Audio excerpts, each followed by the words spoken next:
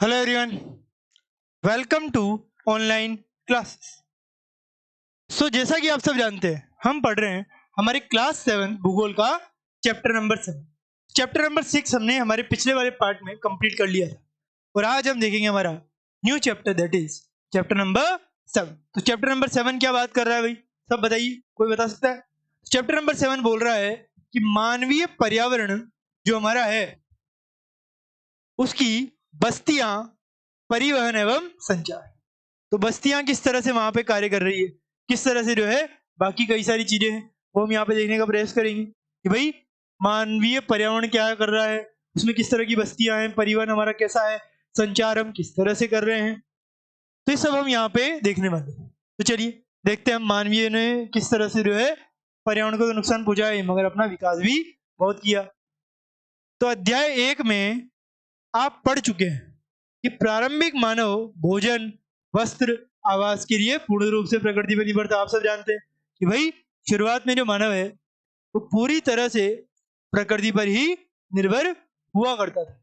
ये हमने पहले भी देखा है कि भाई वो क्या है, वो प्रकृति पर ही निर्भर हुआ करता था। ये हम देख चुके हैं और वही हम आगे भी देख रहे हैं।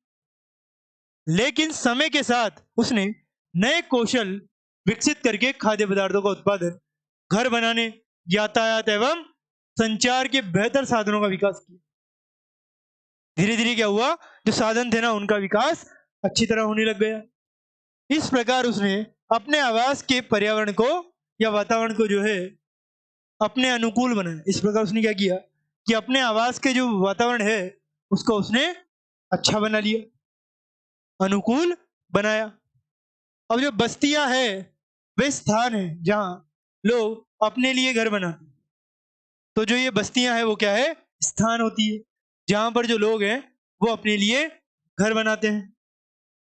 प्रारंभिक मनुष्य वृक्षों एवं गुफाओं में निवास करते थे। जब उन्होंने फसलें उगाना आरंभ किया तो उनके लिए एक जगह स्थायी घर बनाना आवश्यक हो गया। तो बस्तियां ये वे स्थान है जहां लोग अपने लिए घर बनाते हैं। आप जानते हैं बस्तियों में क्या होता है, अपने लिए लोग घर बनाएंगे। प्रारंभिक मनुष्य जो है गुफाओं में निवास करता था। जब उसने फसलें उगाना आरंभ किया तो उसने अपने लिए जगह स्थायी घर बनाना भी शुरू कर लिया। जब फसलें आ गई तो जब स्थायी रूप से यहाँ रहना पड़ेगा तो घर वगैरह बनाना भी शुरू कर दिया। अब बस्तियां जो है या जो भी बस्तियां हैं उनकी बात करें तो बस्तियों का विकास नदी घाटियों के निकट हुआ। जितनी भी बस्तियां थी उनका विकास कहाँ हुआ, उनका विकास जो है नदी घाटियों के निकट हुआ, क्योंकि वहां पर्याप्त मात्रा में जल उपलब्ध था एवं भूमि भी उपजाऊ थी। इस वजह से वहां पे ये सारी चीजें हुई। अब जो व्यापार है और जो वाणिज्य है एवं विनिर्माण के विकास के साथ ही मानव बस्तियां बड़ी होती गई। और धीरे धीरे क्या हो रहा था भाई, जो मानव बस्तियां थी, जितनी भी बस्तियां हैं वो सारी सारी बड़ी होती गई। जैसे जैसे नदी घाटियां वगैरह के निकट आने लगा, वो भूमि उपजाऊ होने लगी, फसलें वगैरह बढ़िया हो गई, तो बस्तियां बड़ी होती गई, लोग ज्यादा आते रहे। तो नदी घाटी के निकट बस्ती पनपने लगी एवं सभ्यता का विकास हुआ। धीरे धीरे जो है बस्तियां जब पनपी तो सभ्यता का विकास होने लग गया। क्या आपको सिंधु, टिग्रीस, नील एवं हवांग ही नदियों के किनारे विकसित हुई सभ्यताओं के नाम याद हैं? कई सारी सभ्यताएं जो है हमारे आदिम काल के जमाने से चली आ रही है। अब यहाँ पे देखिए, क्या आप जानते हैं? हम नहीं जानते, तो चलिए जान लेते हैं क्या बात करी गई है। तो वे स्थान जहां भवन अथवा बस्तियां विकसित होती है या हो गई है उसे बसाव स्थान कहते हैं। क्या कहते हैं? बसाव स्थान। नाम से पता लग रहा है जहां बसने वाला स्थान। आदर्श बसाव स्थान के चयन के लिए प्राकृतिक दशाएं जरूरी है। आदर्श जो होगा बसाव स्थान, उसके लिए कुछ चीजें होनी जरूरी है। एक तो जलवायु अनुकूल होनी चाहिए रहने के लिए, जल की उपलब्धता होनी चाहिए, उपयुक्त भूमि मिले और उपजाऊ मिट्टी मिले। ये सारी चीजें जो है हमें मिलनी चाहिए, तब जाकर ही सब कुछ सही होगा। तो यहाँ पे सारी चीजें आपको बताई गई है। अब चलिए आगे चलते हैं। बस्तियां स्थायी या अस्थायी हो सकती है। बस्तियां क्या है, या तो स्थायी होगी या फिर अस्थायी होगी। जो बस्तियां कुछ समय के लिए बनाई जाती है उन्हें अस्थायी बस्तियां कहते हैं। तो जो भी बस्तियां हैं जो कुछ समय के लिए बनाई जाती है उन्हें हम अस्थायी बस्तियां कहते हैं। घने जंगलों, गर्म एवं ठंडे रेगिस्तानों तथा पर्वतों के निवास निवासी अक्सर अस्थायी बस्तियों में रहते हैं।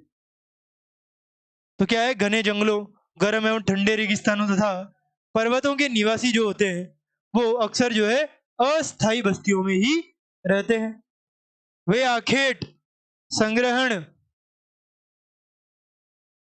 स्थानांतरी कृषि एवं ऋतु प्रवास करते हैं। तो जहां पे भी उनको सही चीजें मिलेगी वहीं पर ही वो प्रवास करना बेहतर समझेंगे। जहां पे भी उनके रहने के लिए अच्छी चीजें होंगी वहीं रहेंगे वो। यद्यपि अधिकांश बस्तियां आज स्थायी बस्तियां हैं, बहुत टाइम से रह रहे हैं तो अब स्थायी हो गई है। इन बस्तियों में लोग रहने के लिए घर बनाते हैं। कई सारे लोग क्या करते हैं, इन बस्तियों में रहने के लिए घर भी बना लेते हैं। तो ये भी आपको पता होना चाहिए कि भाई इस तरह से जो है लोग घर वगैरह खुद ही बना लिया करते हैं। ये हमने यहाँ पे देख लिया और ये सब बस्तियां वगैरह बनाते हैं। अब चलिए आगे चलते हैं। ये देखिए बस्तियां बना ली इन्होंने, ये मानव बस्ती। अब मेरी का जन्मदिन था भाई, एक उदाहरण है, उससे हम देखेंगे किसका जन्मदिन है क्या नहीं है। चलिए देखते हैं। तो मेरी भाई, मेरी का जन्मदिन है।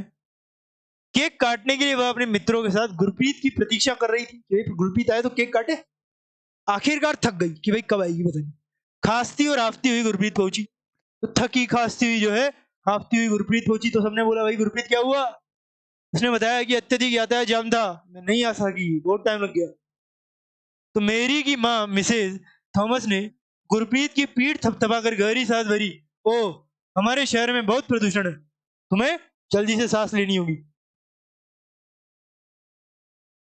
हमारे शहर में बहुत प्रदूषण। प्रसाद हाल ही में गांव से आया था।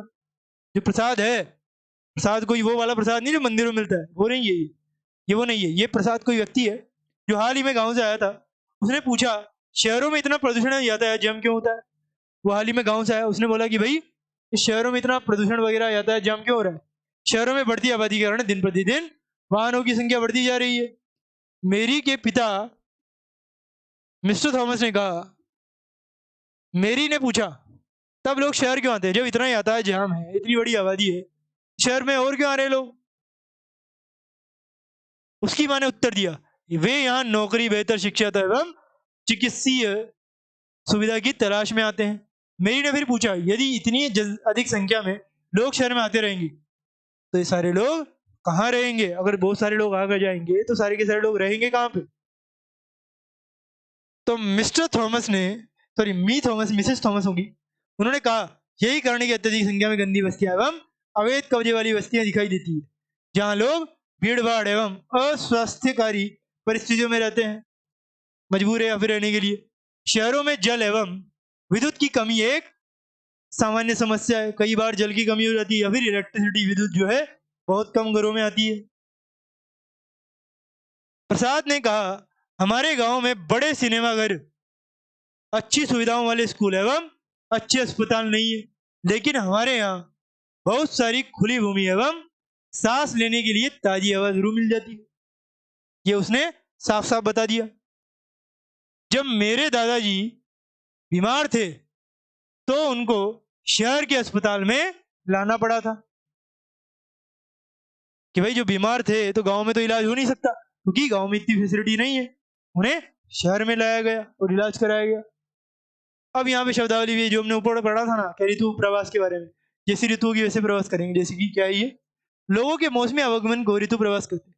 जो लोग पशु पालते हैं वो मौसम में परिवर्तन के अनुसार चरागाहों की खोज में निकल जाते हैं। ये देखिए चरागाहों की खोज में निकल रहे हैं ये है सघन बस्ती। ये क्या है, ये है सघन बस्ती। और ये है प्रकीर्ण बस्ती। कौन सी बस्ती, प्रकीर्ण बस्ती। यहाँ पे ज्यादा आबादी है, यहाँ पे कम आबादी है, गाँव है। अब ऊपर दिए गए संवाद से बस्तियों के दो विभिन्न चित्रण सामने आते हैं। अब जो भी हमने संवाद देखा ना, उन सब संवादों को देखकर, गुरप्रीत वगैरह की चीजों को देखकर हमें दो चीजें पता लगी। कौन सी चीजें पता लगी, दो चीजें जो है हमें पता लग गई। वो क्या है, एक तो है, एक तरफ तो होती है ग्रामीण और एक तरफ होती है शहरी गांव, और एक तरफ है ग्रामीण बस्ती होती है जहां लोग, तो ग्रामीण और शहरी बस्तियां होती है। तो ग्रामीण बस्ती होती है जहाँ लोग कृषि, मत्स्य, मछलियाँ वगैरह पालन करते हैं और वानिकी, दस्तकारी वगैरह चीजें करते हैं, पशुपालन संबंधी कार्य करते हैं। ये सारे के सारे कार्य वो करते हैं।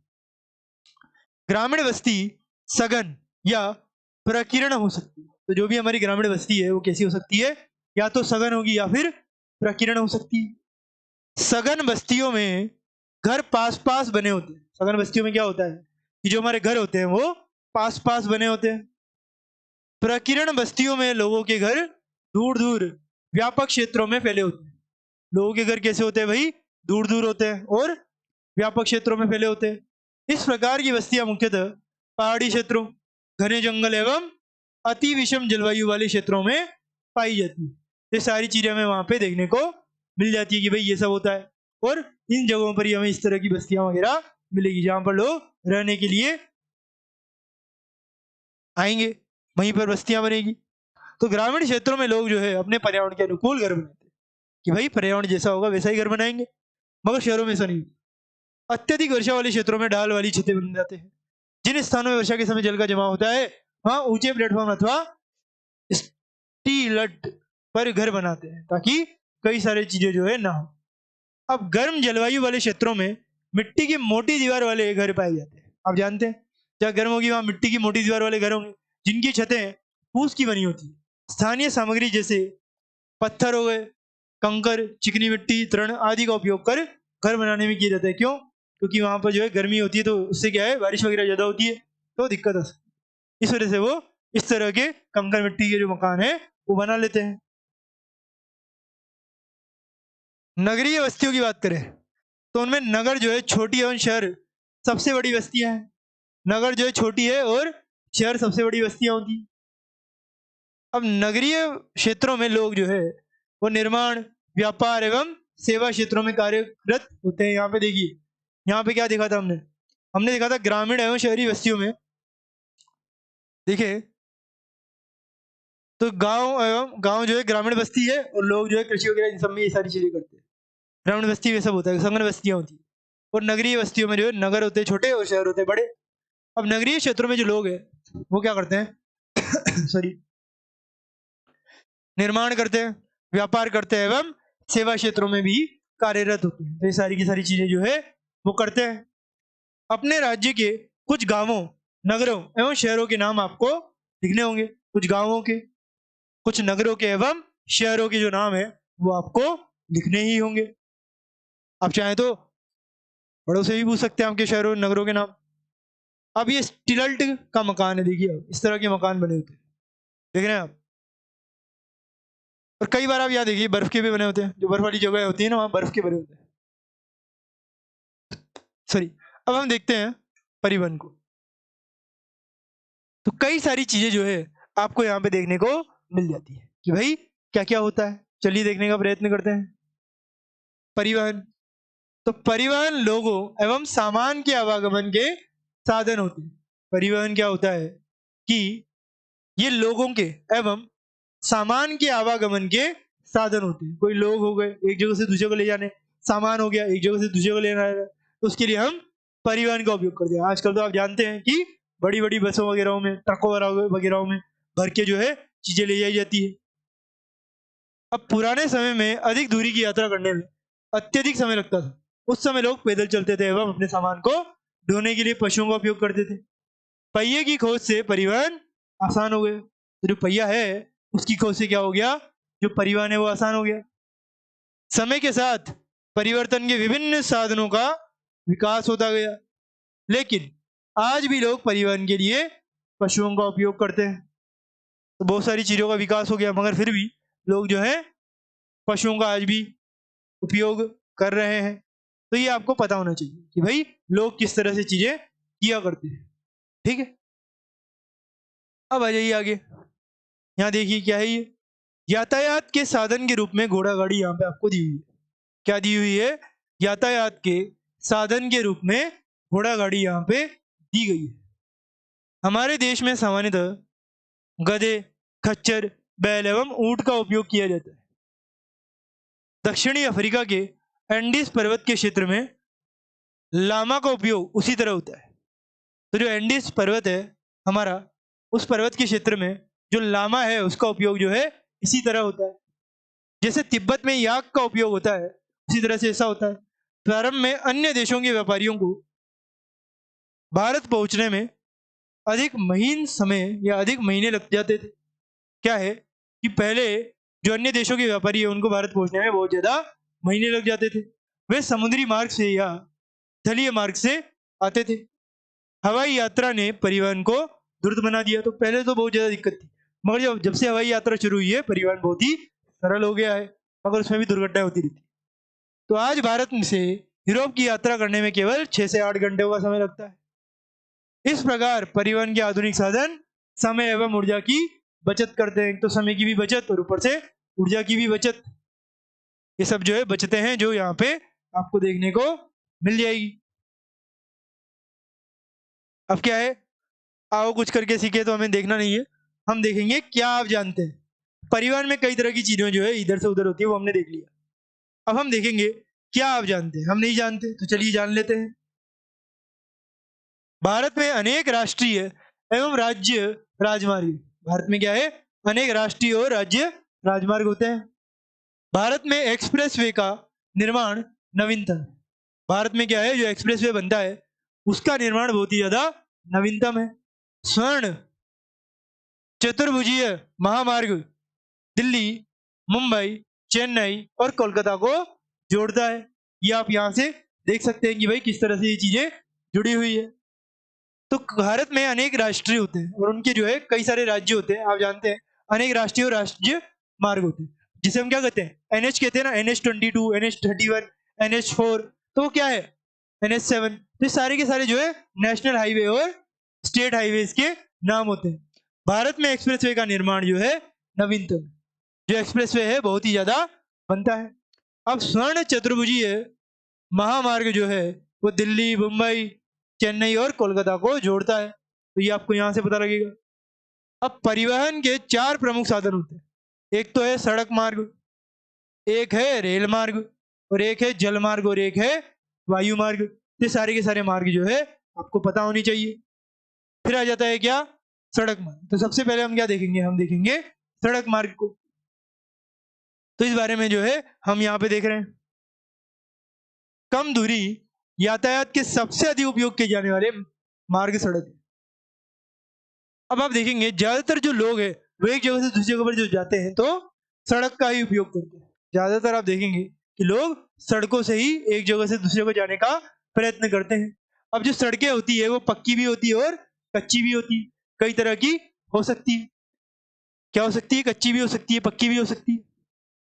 मैदानी क्षेत्रों में सड़कों का घना जाल बिछा है। मैदानी क्षेत्रों में क्या होता है भाई, जो सड़कें होती है उनका घना जाल जो है बिछा होता है। मरुस्थलों, वनों एवं ऊंचे पर्वत जैसे स्थानों पर भी सड़कें बनी हुई है। ऊंचे पर्वत जो होते हैं उन स्थानों पर भी क्या होता है, आपको सड़कें वगैरह देखने को मिलती है। तो कई सारी चीजें जो है आप यहाँ पे देख सकते हैं जो आपको देखने को मिलेगी। हिमालय पर्वत जो है पर मनाली लेह राजमार्ग विश्व के सबसे ऊंचे सड़क मार्गों में से एक है। तो जो हिमालय पर्वत पर मनाली से लेकर के लेह तक का जो राजमार्ग है वो विश्व के सबसे ऊंचे सड़क मार्गों में से एक माना जाता है। ये देखिए पक्की सड़क है और ये कच्ची सड़क है। अब भूमिगत सड़कों को भूमिगत मार्ग कहते हैं। तो जितनी भी भूमिगत सड़कें होती है उन्हें हम क्या कहते हैं, भूमिगत मार्ग कहते हैं। फ्लाईओवर उत्थित संरचनाओं के ऊपर बनाए जाते हैं, और जितने फ्लाईओवर है वो उच्च संरचना है ना, इनके ऊपर बनाए जाते हैं। ये आपको ध्यान रखना है। अब आ जाइए आगे, ये कच्ची सड़क पक्की सड़क। तो कच्ची पक्की जो भी सड़क है, आप जानते हैं कि ज्यादातर हमारे जितने भी लोग हैं वो सड़कों से ही आज के समय यात्रा कर रहे हैं। तो अब आ जाते हैं हम हमारे रेल मार्गों पे। तो सड़कों से तो सबने यात्रा कर ही ली, हम रेल मार्गों से यात्रा करने का प्रयास करेंगे। तो रेल मार्ग के द्वारा तीव्रता से एवं कम खर्चे में लोगों का आवागमन एवं भारी सामान को ढोने का कार्य होता है। तो लोगों का आवागमन और भारी सामान को जो ढोने का कार्य है वो भी हो जाता है। वाष्प के इंजन की खोज जो है एवं औद्योगिक क्रांति ने रेल परिवहन के तीव्र विकास में सहायता प्रदान की। जो रेल परिवहन है उसका जो तीव्र विकास है उसकी में बहुत ज्यादा सहायता प्रदान की। डीजल एवं विद्युत इंजनों ने व्यापक रूप से वाष्पीय इंजनों का स्थान ले लिया है। क्या कर लिया है भाई? व्यापक रूप से जो डीजल है एवं विद्युत है उसके इंजनों ने व्यापक रूप से वाष्पीय इंजनों का स्थान ले लिया है। सुपर फास्ट रेलगाड़ियों से परिवहन की गति और तीव्र हो गई है। तो जो सुपर फास्ट रेलगाड़ियां हैं उनसे क्या हो रहा है कि जो हमारे परिवहन है उनकी गति तीव्र हो गई है। मैदानी भागों में रेल मार्गों का जाल व्यापक रूप से फैला है। तो जितने भी हमारे मैदानी भाग है उनमें जो रेल मार्गों का जाल है वो व्यापक रूप से फैला हुआ है। उन्नत प्रौद्योगिकीय कौशल से दुर्गम पहाड़ी क्षेत्रों में भी रेल मार्ग बनाना संभव हो गया है। क्या हो गया है भाई? जो रेल मार्ग है वो बनाना संभव हो गया है। लेकिन इनकी संख्या काफी कम है। इतना सब कुछ होने के बावजूद इनकी जो संख्या है वो बहुत ही कम है। भारतीय रेल मार्ग का जाल भली भांति विकसित है और यह जो है एशिया में सबसे बड़ा है। आप जानते हैं भारतीय रेलवे जो है ब्रिटिशर्स के समय से ही बहुत ज्यादा डिमांड पे थी। आप जानते हैं रेलवे क्यों लाए थे? अंग्रेजों के लिए, मगर फिर भारतीयों ने उसका इस्तेमाल किया। तो अंग्रेज अपने लिए लाए थे, भारतीयों के लिए नहीं, फिर भी हमने उनका जो है इस्तेमाल करना शुरू कर दिया। तो कई सारी चीजें जो है हम यहाँ पे देखने का प्रयास कर रहे हैं। ठीक है, अब चलिए आगे चलते हैं कि भाई और क्या क्या हो रहा है। क्या आप जानते हैं? अगर आप नहीं जानते तो अब जान जाइए। तो कई सारी चीजें भी आप यहाँ पे देखने का प्रयास करेंगे। वो क्या है? जॉइनिंग से ल्हासा के बीच चलने वाली जो रेलगाड़ी है वो समुद्र तल से 4000 मीटर की ऊंचाई पर चलती है। क्या है? जो समुद्र तल होता है उससे 4000 मीटर की ऊंचाई पर जो है चलती है, जिसका सबसे ऊंचा बिंदु जो है समुद्र तल से 5072 मीटर है। सबसे ऊंचा बिंदु क्या है? 5072 मीटर है। ये आपको ध्यान रखना है कि भाई कितना मीटर है। ठीक है, अब यहाँ पे क्या बताया गया है? क्या आप जानते हैं? बताइए, क्या आप जानते हैं? तो ट्रांस साइबेरियन रेलमार्ग विश्व में सबसे लंबा रेलमार्ग। तो जो ट्रांस साइबेरियन रेलमार्ग होता है वो क्या होता है? विश्व में सबसे लंबा रेलमार्ग जो पश्चिमी रूस में सेंट पीटर्सबर्ग से प्रशांत महासागरीय तट पर स्थित व्लादिवोस्तोक तक जाता है। कहां तक जाता है भाई? व्लादिवोस्तोक तक जाता है। तो ये आपको यहां से पता होना चाहिए कि भाई किस तरह से चीजें यहां पर होती है। अब चलिए हम देखने का यहां पर जो है प्रयत्न करते हैं कि भाई और क्या क्या यहां पे हो सकता है। तो कई सारी चीजें जो है हमें यहाँ पे देखने को मिलेगी। यहाँ पे देखिए ये क्या है? ये है ट्रांस साइबेरियन रेल मार्ग। देख रहे हैं आप, यहाँ से लेकर यहाँ, ये पूरा का पूरा बहुत लंबा रेल मार्ग है रूस का। रूस में सबसे बड़ा रेल मार्ग आप देखेंगे व्लादिवोस्तोक में जाता है। इस तरह से हम इसे ट्रांस साइबेरियन रेल मार्ग कहते हैं, जो विश्व का सबसे बड़ा रेल मार्ग बोला जाता है। अब आ जाइए जल मार्ग। तो रेल मार्ग तो हमने देख लिया, अंग्रेजों के समय से ही हम इसका उपयोग कर रहे हैं। अब आ जाता है क्या? जल मार्ग। आप जानते हैं जल मार्ग जो है वो कई सारे लोगों ने इस्तेमाल किया। आप देखते हैं वास्को डी गामा जो यूरोप से भारत आया तो वो भी जल के रास्ते पे आया। पहले तो गया साउथ अफ्रीका में केप ऑफ गुड होप पे, फिर उसके बाद आया केप टाउन से भारत की तरफ। तो बीच में कई सारी चीजें हुई, उनके बारे में हमें जानने को कोई फायदा नहीं है, मगर वो जल के मार्ग में ही जहाजों से आया था। तो जल मार्ग तब से चल रहे हैं, जब रेलवे भी नहीं थी तब से जल मार्ग हमारे जो है कई सारे देशों में इस्तेमाल किया जाता था। तो जल मार्ग एक बहुत ही बड़ा मार्ग है जिससे कई सारी चीजें जो है एक जगह से दूसरी जगह स्थानांतरित की जाती है। तो किस तरह से कई सारी चीजें होती है, तो आप पहले पढ़ चुके हैं कि प्रारंभिक समय में परिवहन के लिए जलमार्ग का उपयोग किया जाता था। और किस तरह से किया जाता था, समुद्री में हम क्या करते थे, अंतर्देशीयों में क्या करते थे, ये सारी चीजें जो हमें बाकी चीजें हमें देखनी है समुद्र वगैरह, जलमार्ग की बात है। तो जलमार्ग से किस तरह हम परिवहन करते थे वो सब हम देखेंगे हमारे नेक्स्ट पार्ट, अगले पार्ट में हम देखेंगे। तब तक के लिए thank you very much, have a nice day.